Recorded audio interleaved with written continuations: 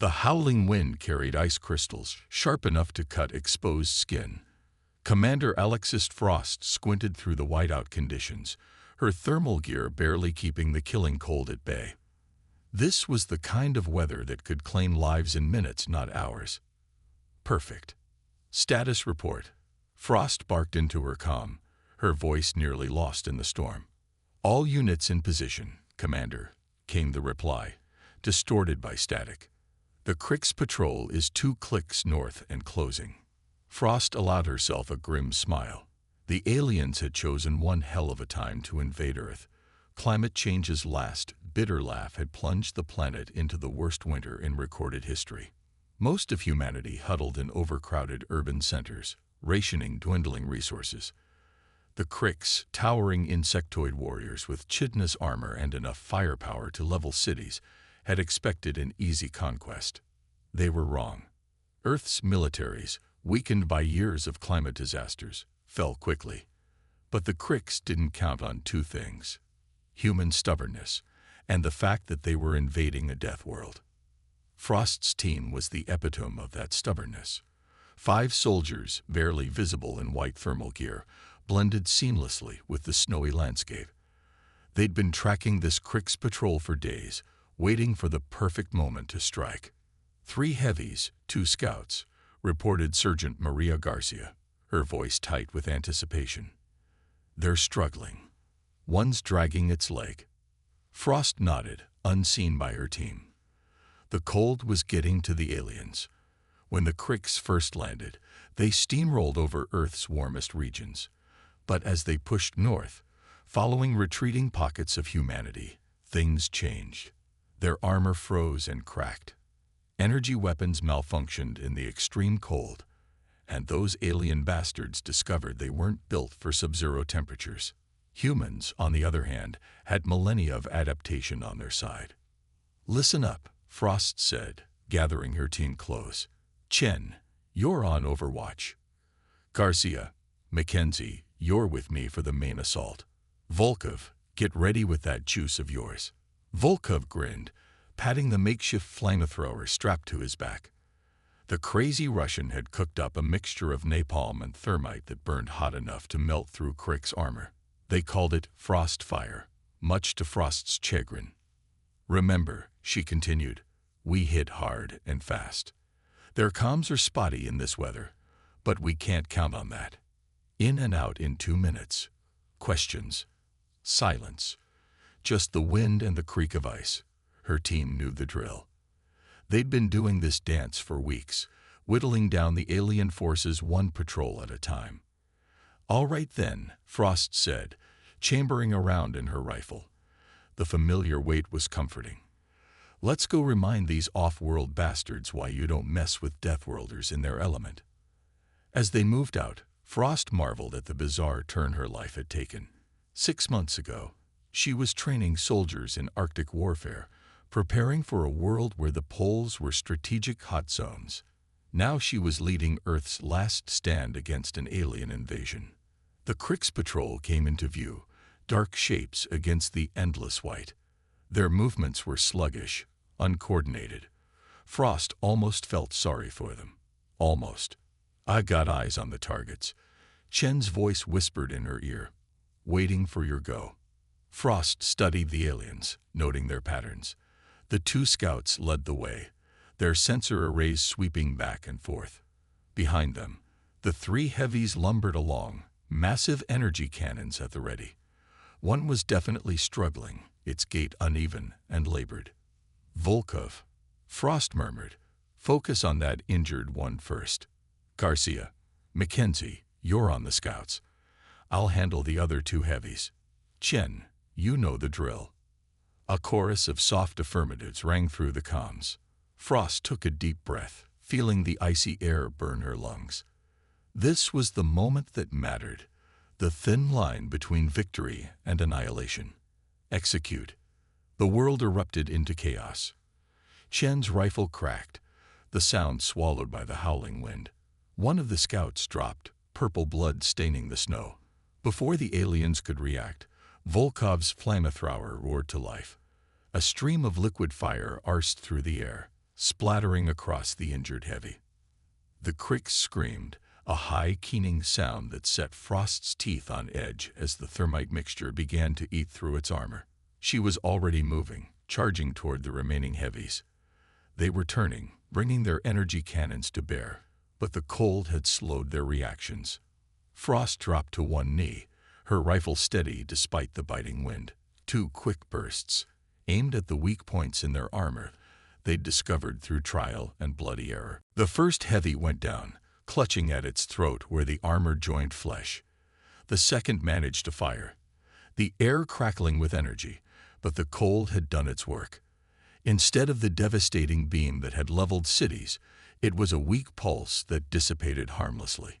Garcia and Mackenzie made short work of the remaining scout, their coordinated attack leaving the alien no chance to retaliate. In less than a minute, it was over. 5 Cricks lay dead or dying in the snow. Area secure, Chen reported. No signs of reinforcements. Frost nodded, even though he couldn't see her. Good work, people. Volkov, make sure they're down for good. Garcia, Mackenzie, salvage what you can. We move in 5. As her team set about their tasks, Frost approached the heavy she'd shot in the throat. It was still alive, those alien eyes fixing on her with a mixture of pain and was that fear. She crouched beside it, curiosity overcoming caution. Why? She asked, knowing it couldn't understand her. Why come here? Why fight a war in a place your bodies can't handle? The Cricks made a gurgling sound, purple blood bubbling from its mouth. Then, to Frost's shock, it spoke. The words were garbled, run through some kind of translator, but she could make them out. Easy, prey, it rasped. Weak, world. Cold, not expected. Frost laughed, a harsh sound in the frozen air. Weak world. You poor, dumb bastard. You have no idea what weak means. Standing, she put the alien out of its misery with a single shot. As its body slumped into the blood-stained snow, Frost felt a fierce pride surge through her. They had come expecting easy prey, a primitive species ripe for conquest. Instead, they found the indomitable human spirit, tempered by millennia of surviving on a world that constantly tried to kill us. Cap, Garcia called out. You've got to see this. Frost joined her by the body of one of the scouts. She held up a small device, its screen flickering with alien script. It's a map, Garcia said, excitement clear in her voice. I think it shows their main base of operations. Frost stared at the device, hope and dread warring in her chest. This could be the break they'd been waiting for, a chance to strike at the heart of the invasion. But it could also be a trap, a lure to draw them out. Pack it up, she decided. We'll figure it out back at base. As they prepared to move out, leaving no trace of their presence but 5 alien corpses, Frost couldn't shake the feeling that they were on the cusp of something big. The tide of this war was about to turn, one way or another. And as the storm closed in around them, Frost silently dared the universe to throw its worst at them. After all, they were humans, survivors, Deathworlders. They'd be ready. The trek back to their hidden base was grueling. The storm had intensified, turning the world into a howling maelstrom of white. But Commander Alexis Frost and her team pushed on, their bodies honed by months of surviving in this frozen hell. Their base was an old hydroelectric dam, long abandoned before the invasion. The massive concrete structure was built into the side of a mountain, offering natural camouflage and protection from the elements. More importantly, its internal systems still work, providing them with power and a degree of comfort unheard of in this post-invasion world. As they approached, Frost activated the secure comlink in her helmet. Nighthawk to Nest, we're coming in hot. Prep the med bay and get the eggheads ready. We've got something big. Copy that, Nighthawk, came the reply. Welcome home. The hidden entrance slid open, a narrow slit in the dam's face that was invisible unless you knew exactly where to look. They filed in quickly, the door sealing behind them with a reassuring thunk. Inside, it was a flurry of activity. Dr. Emily Chen, their chief scientist and medic, was already waiting with her team. "Any injuries?" she asked, her eyes scanning the group. Frost shook her head. "We're fine, Doc. But we got some alien tech for you to look at." Emily's eyes lit up at that. She had been a xenobiologist before the invasion, and her expertise had been invaluable in understanding their enemy. "Garcia," Frost called out, "give the doc our new toy. The rest of you, get some food and rest. Debrief in 2 hours." As her team dispersed, Frost made her way to the command center. It was a far cry from the high-tech military installations she'd once worked in, but it served their purposes. Maps covered the walls, marked with known Krix positions and their own supply caches. A bank of salvaged computers hummed quietly, running constant analyses of weather patterns and alien communications. Commander Sarah Reeves was waiting for her, a former NATO strategist who'd been instrumental in organizing the resistance after the fall of their formal military structures. "Jack," she greeted Frost, her face grim. "What did you find out there?" Frost filled her in on the patrol they'd eliminated and the device they'd recovered. As she spoke, she could see the wheels turning in Reeves's head, weighing possibilities and risks. "If that map is accurate," Reeves said slowly, "it could change everything." Frost nodded. "Or it could be a trap to lure us out of hiding." "Agreed. We'll need to verify the information before we make any moves." Reeves paused, fixing Frost with a steady gaze. "There's something else you should know. We've been picking up some strange chatter on the alien frequencies. It's heavily encrypted, but from what we can gather, they're afraid." That caught Frost off guard. "Afraid? Of what?" "Of us, Jack. Of humans." A small, fierce smile played at the corners of Reeves's mouth. "Seems like our guerrilla tactics are having more of an effect than we realized. They're calling us ice demons and winter ghosts. Some of the lower ranks are even talking about abandoning the invasion." Frost let out a low whistle. This was big news indeed. If they could demoralize the Krix enough, they might be able to force a withdrawal without a direct confrontation. They couldn't hope to win. Their conversation was interrupted by the arrival of Dr. Chen, her face flushed with excitement. "Captain, Commander," she said breathlessly, "you need to see this." They followed her to the lab, where the alien device was hooked up to their computers. Strange symbols and diagrams flickered across the screens. "It's not just a map," Emily explained, her fingers flying over the keyboard. "It's a complete tactical database. Troop movements, supply lines, command structures. It's all here." Frost felt a surge of adrenaline. This was the break they'd been waiting for. "There's more," Emily continued. "I found references to something called Project Thaw. From what I can gather, it's some kind of terraforming initiative. They're trying to alter our planet's climate to make it more suitable for their physiology." The implications hit Frost like a punch to the gut. If the Krix succeeded in raising global temperatures, they'd lose their one major advantage. The brutal cold that had been their ally would become just another weapon in the aliens' arsenal. Frost shared a look with Commander Reeves. They both knew what this meant. "Gather the team," Frost said grimly. "We need to plan our next move carefully. The fate of our world might just rest on what we do in the next few days." As she left the lab, Frost's mind was racing. They'd started this fight just trying to survive, to bloody the Krix's nose enough that they'd leave them alone. Now they were faced with the possibility of turning the tide of the entire war. The stakes had never been higher. But then again, humanity had always performed best with their backs against the wall. 2 hours later, the briefing room was packed, a palpable tension filling the air. Every surviving member of their resistance cell was present, their faces a mix of hope and apprehension. Frost stood at the front, flanked by Commander Reeves and Dr. Chen, ready to lay out their most ambitious plan yet. "All right, listen up," Frost began, her voice cutting through the murmurs. "Thanks to our recent acquisition, We now have unprecedented insight into the Crick's operation, but we've also uncovered a threat that could turn this war decisively in their favor. She nodded to Emily, who brought up a holographic display of Earth. Red dots appeared across the globe, clustered mainly in the polar regions.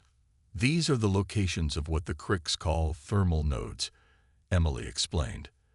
They're the key components of Project Thaw, a massive terraforming operation designed to raise Earth's temperature to levels more suitable for Crick's physiology. A collective gasp went through the room. The implications were clear to everyone. Commander Reeves stepped forward. If we allow this project to succeed, we lose our primary advantage. The coal that's been hampering their operations will become just another weapon in their arsenal. So what's the plan? Garcia called out from the back. Frost took a deep breath. We're going to hit them where it hurts. Operation Frostbite. A coordinated global assault on these thermal nodes. We'll be working with resistance cells worldwide, sharing intel and resources. Our goal is to take out as many of these nodes as possible, simultaneously. The room erupted into a buzz of excited conversation. Frost let it go on for a moment before raising her hand for silence. I know it sounds ambitious, she continued. Hell, it sounds damn near impossible. But that's exactly why it might work. The Cricks aren't expecting us to have this level of organization or capability. We'll use that underestimation against them. She turned to a large tactical map on the wall. We'll be focusing on the nodes in our region. Team Alpha, led by myself, will hit this primary node here. She pointed to a location deep in what used to be Siberia. Teams Bravo and Charlie will simultaneously attack these secondary nodes to draw off Crick's forces and create confusion. Frost paused, letting her gaze sweep across the room. I won't lie to you. This is going to be dangerous. We'll be pushing deeper into Crick's controlled territory than we ever have before. But if we succeed, we deal a crippling blow to their invasion plans and buy ourselves time to rally what's left of humanity. She stood straighter, her voice filled with determination. We've been on the defensive since this war began, reacting to their moves, struggling to survive. With Operation Frostbite, we take the fight to them. We show these alien bastards that they picked the wrong planet to mess with. A cheer went up from the assembled soldiers and scientists. Frost could see the fire in their eyes, the renewed hope. They'd been fighting for so long, just trying to hold on. Now, finally, they had a chance to strike back. As the briefing broke up and people began preparing for the mission, Garcia approached Frost. Hell of a plan, Capt, she said, a mix of admiration and concern in her voice. You really think we can pull this off? Frost allowed herself a small smile. We have to, Maria. For all of us. For Earth. Garcia nodded, her face set with determination. Well then, let's go make some aliens regret ever setting foot on our frozen rock. As Frost watched her team preparing for the biggest operation of their lives, she felt a surge of pride. These were Earth's defenders, the last line against an enemy that had expected to find only prey. Instead, they found the indomitable human spirit, forged in the crucible of a world that had never made survival easy. The Cricks had made a fatal mistake. They'd invaded a death world, expecting to find weakness. Instead, they found humanity. Adaptable, resilient, and now, with their backs against the wall, more dangerous than ever. Operation Frostbite was a go. It was time to remind the universe why you don't mess with Deathworlders. The wind howled across the Siberian tundra, carrying ice crystals that could strip flesh from bone in minutes. To Commander Alexis Frost, it sounded like a battle cry. Team Alpha, sound off, she whispered into her comm, her voice barely audible over the storm. One by one, her team responded. Garcia, Chen, Volkov, and Mackenzie, all present, all ready.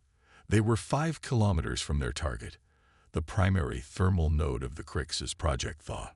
Remember, Frost said, we're not just fighting for ourselves anymore. The whole world is counting on us.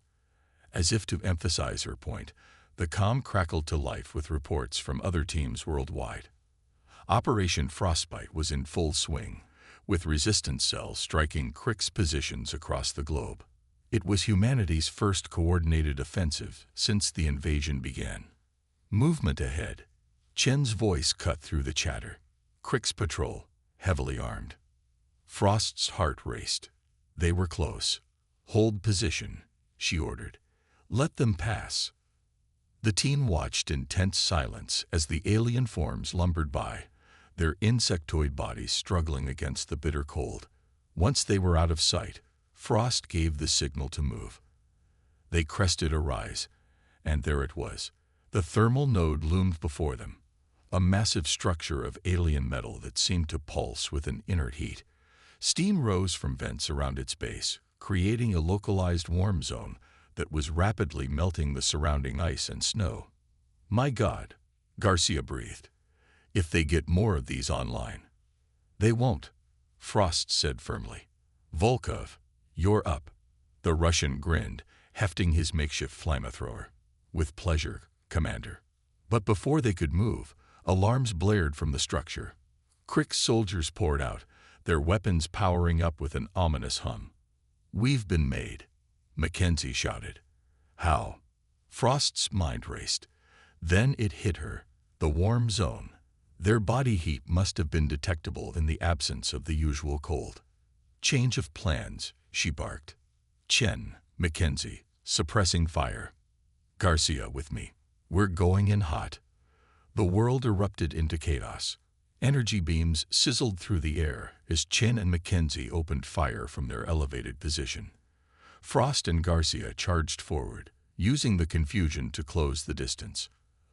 A Crick's heavy loomed before them, its massive frame blocking their path.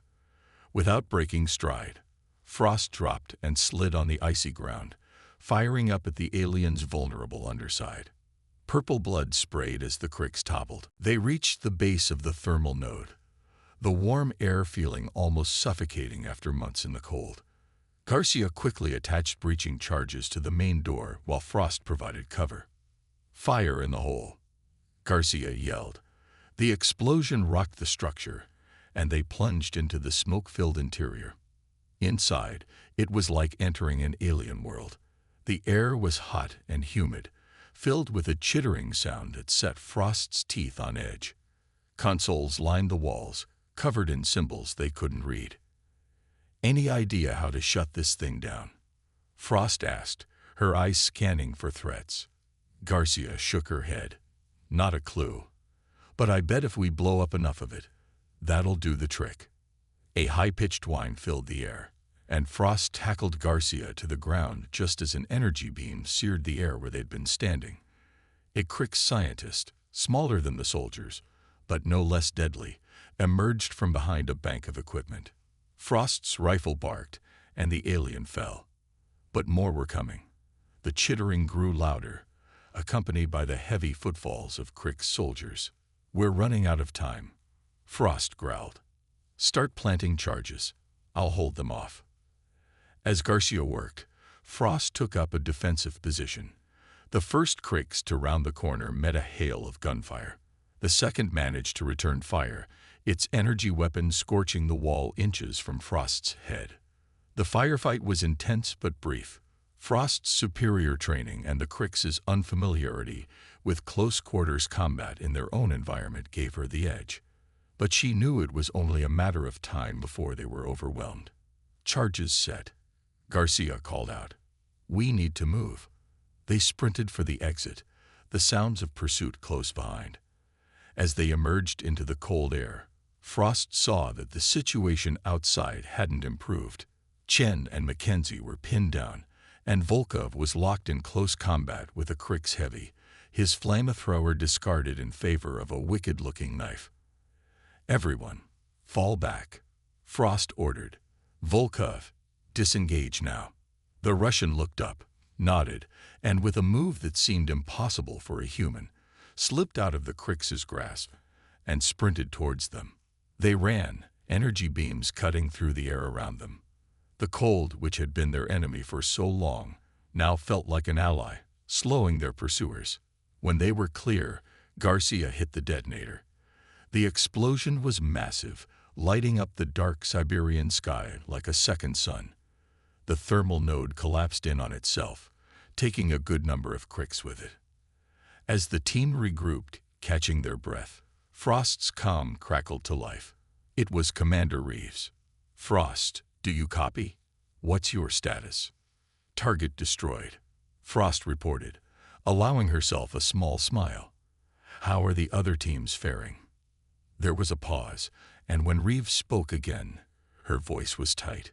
"We've had successes, but, Frost, we've got a problem. The cricks are retaliating. Hard. They're targeting population centers with some kind of plasma weapon. We're looking at massive civilian casualties." Frost felt her blood run cold, and it had nothing to do with the temperature. "They're getting desperate," she said. "We've hurt them, and now they're lashing out." "There's more," Reeves continued. "We're picking up massive energy readings from orbit. Best guess, they're bringing in reinforcements. Big ones." The implications were clear. They'd won the battle, but the war was far from over. And now, the cricks were done playing nice. "What are our orders?" Frost asked, already knowing the answer. "Survive," Reeves said grimly. "Regroup at emergency rendezvous point Delta. We need to plan our next move carefully." As Frost relayed the orders to her team, she couldn't shake the feeling that they'd just entered a new phase of the war. They'd shown the cricks that humanity wasn't going to roll over and die. But in doing so, they'd provoked a response that could spell doom for what remained of human civilization. The storm was picking up again, reducing visibility to near zero. But Frost and her team moved with purpose, their path clear even in the whiteout conditions. They were heading into uncertainty, into greater danger than they'd ever faced. But they were also heading into the next chapter of humanity's fight for survival. And if there was one thing humans excelled at, it was surviving against the odds. As they disappeared into the swirling snow, Frost allowed herself one last look at the destroyed thermal node. It was a victory, yes. But the cost of that victory was yet to be determined. The real battle, she realized, was just beginning. The trek to Rendezvous Point Delta was arduous. The cricks' retaliation had thrown the carefully laid plans of Operation Frostbite into disarray. Communications were spotty at best, and the team had to rely on old-school navigation techniques to make their way through the frozen wasteland. After 3 days of grueling travel, they finally arrived at the Rendezvous Point, an abandoned Soviet-era bunker buried deep in the permafrost. As they approached, Frost felt a mixture of relief and apprehension. Who else had made it? What news would they bring? The massive blast doors creaked open at their approach, and Frost was greeted by the haggard face of Commander Reeves. "Glad you made it," Reeves said, her voice hoarse. "We've got a lot to discuss." Inside, the bunker was a hive of activity. Survivors from other teams had trickled in over the past few days, each bringing pieces of a grim puzzle. As Frost and her team were debriefed, the full picture began to emerge. Operation Frostbite had been a tactical success, but a strategic nightmare. They'd destroyed or disabled over 60% of the cricks' thermal nodes, dealing a severe blow to Project Thaw. But the alien retaliation had been swift and brutal. Major cities across the globe had been hit with plasma weapons, causing unprecedented destruction. Millions were dead or missing. The carefully constructed refugee networks that had sustained human populations through the long winter were in tatters. And now, the cricks' reinforcements were arriving. Massive ships hung in low orbit, visible even through the thick cloud cover. Drop pods rained down, delivering fresh troops and equipment to the beleaguered cricks' ground forces. "It's bad, Frost," Reeves said, her face drawn with exhaustion. "We've backed them into a corner, and now they're fighting like they've got nothing to lose." Frost nodded grimly. "So what's our next move?" Reeves led her to a tactical display.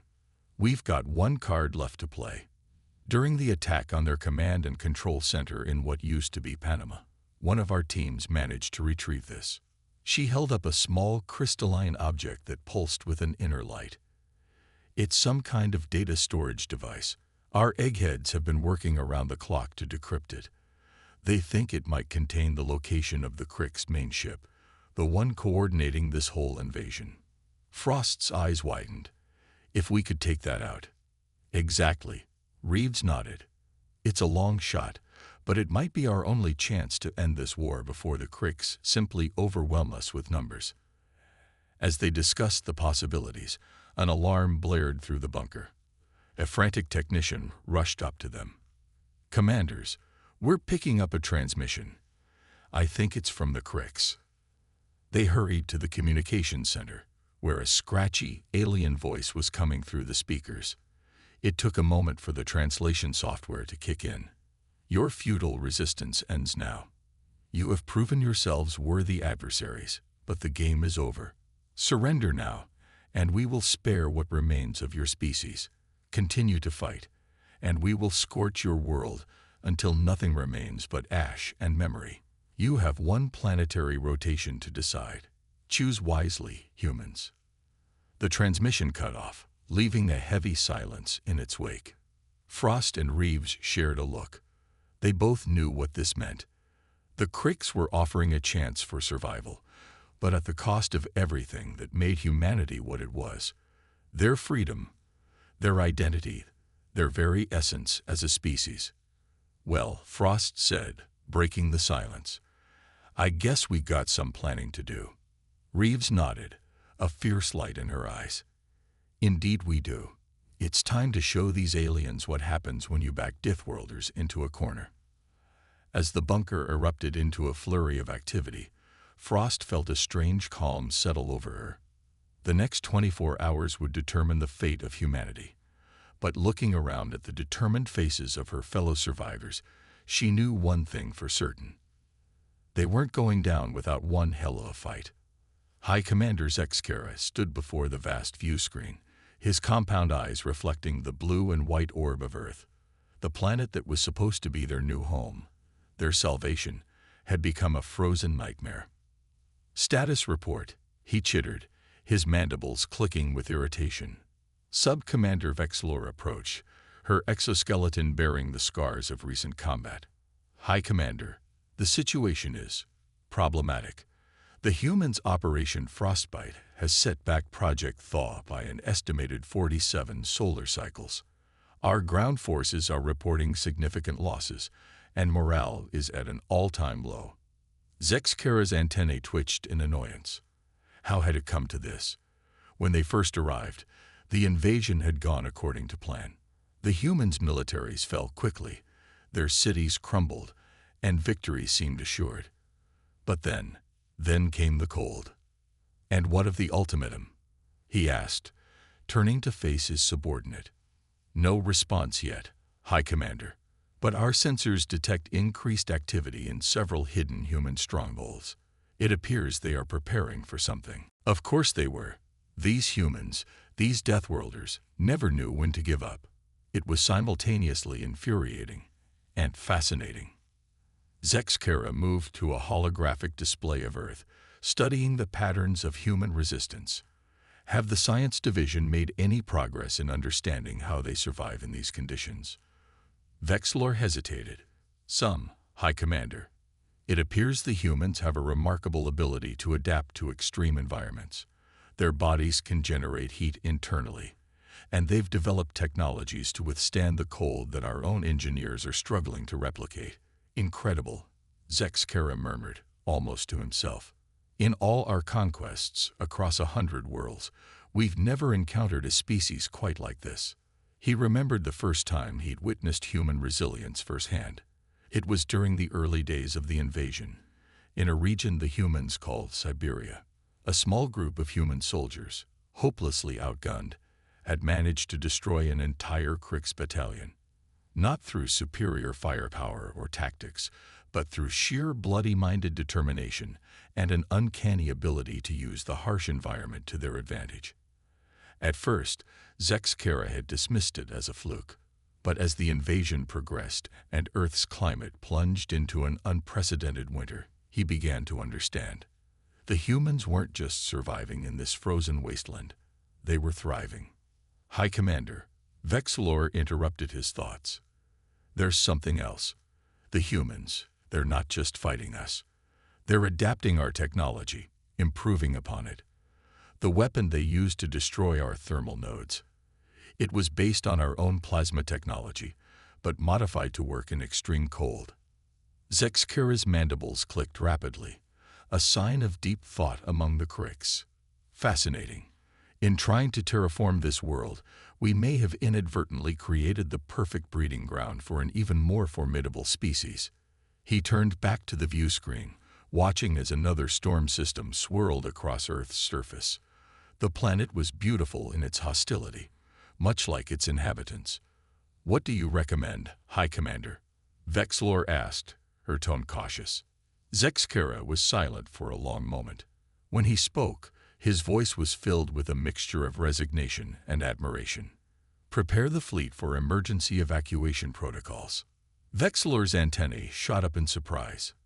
"Evacuation? But High Commander, surely we can still—" "No," Zexkera cut her off. "We cannot. We came to this world believing we were the superior species, that our technology and our numbers would guarantee victory. We were wrong." He gestured to the holographic display, where countless red dots indicated human-resistant strongholds. "Look at them, Vexilor. Even now, outnumbered and outgunned, they fight on. They adapt, they innovate, they endure. In all our years of conquest, have you ever seen anything like it?" Vexilor shook her head slowly. "No, High Commander, I have not." "Nor have I," Zexkera said softly. "We thought this world would be our new home, a replacement for the one we lost. But we failed to understand a fundamental truth.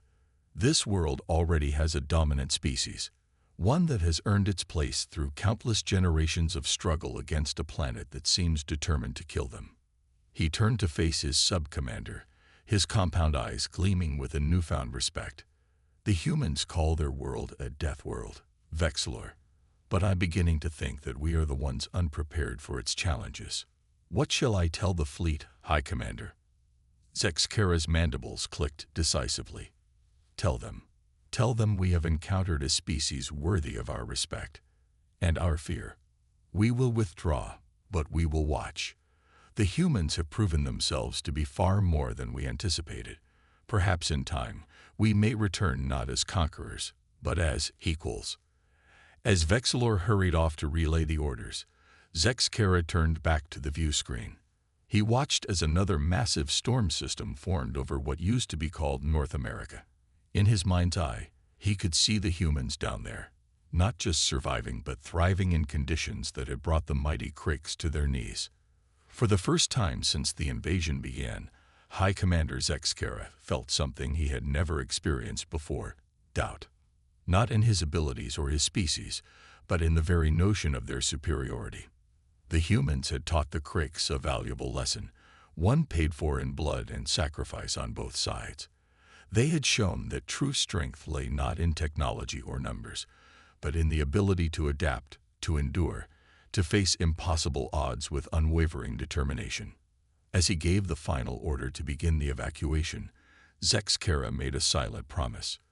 The Cricks would return to the stars, to lick their wounds and reconsider their place in the universe, but they would not forget Earth or its remarkable inhabitants. The humans had earned their world, paid for it with generations of struggle against a hostile environment.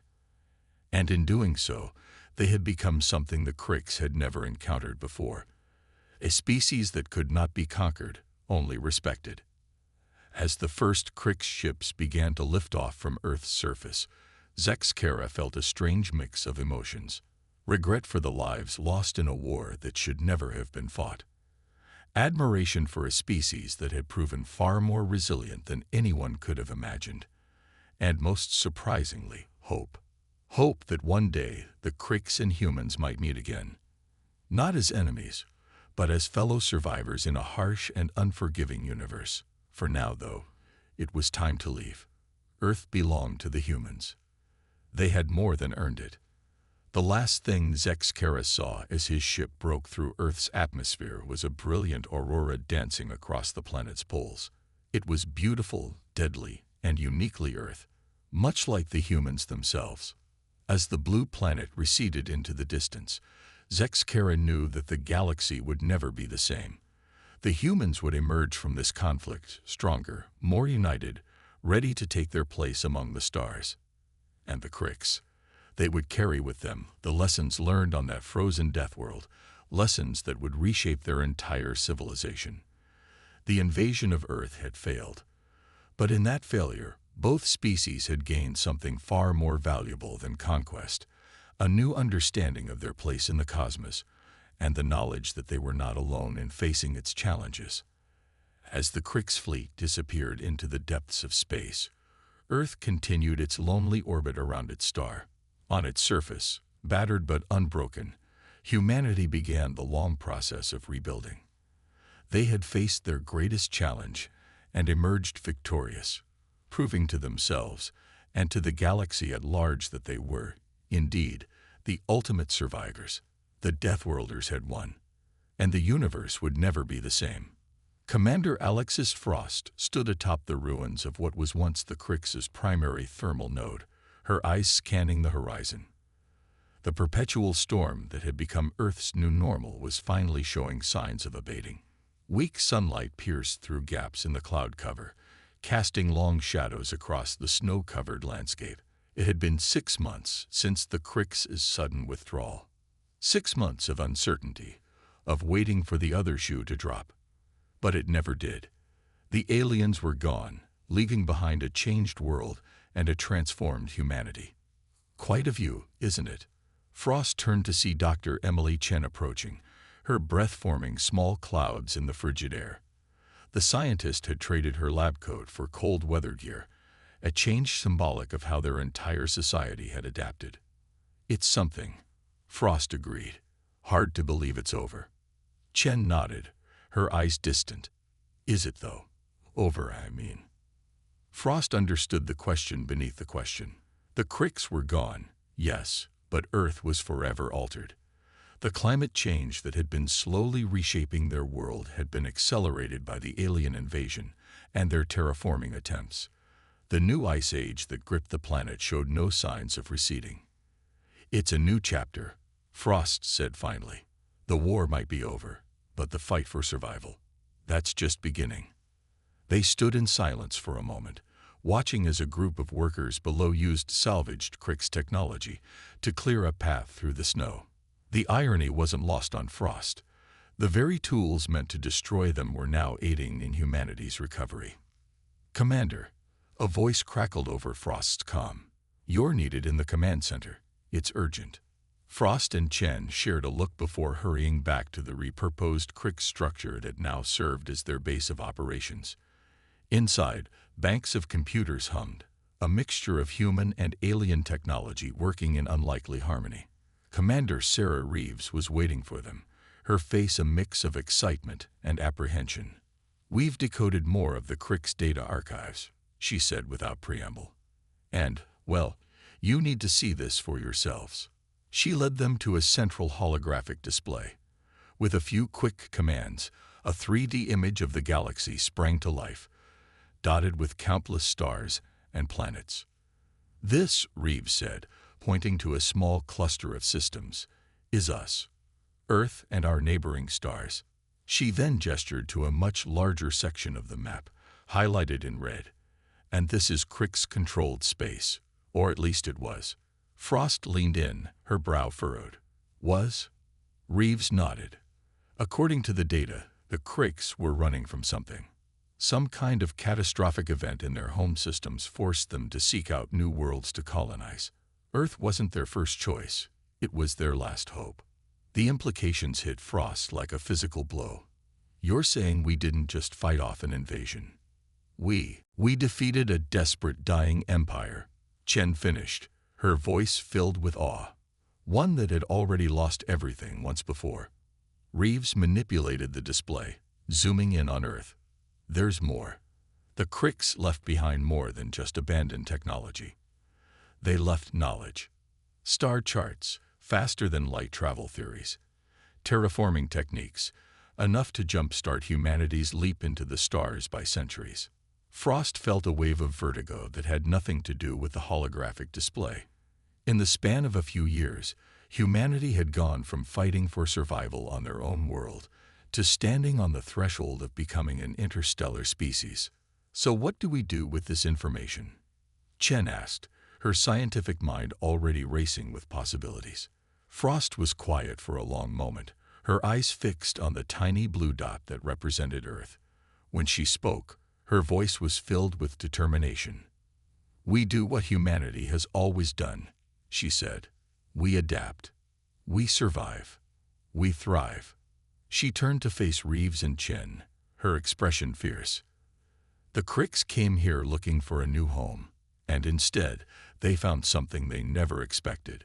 A species tougher than they were. Now it's our turn to look to the stars, not as conquerors, but as explorers. Reeves nodded slowly.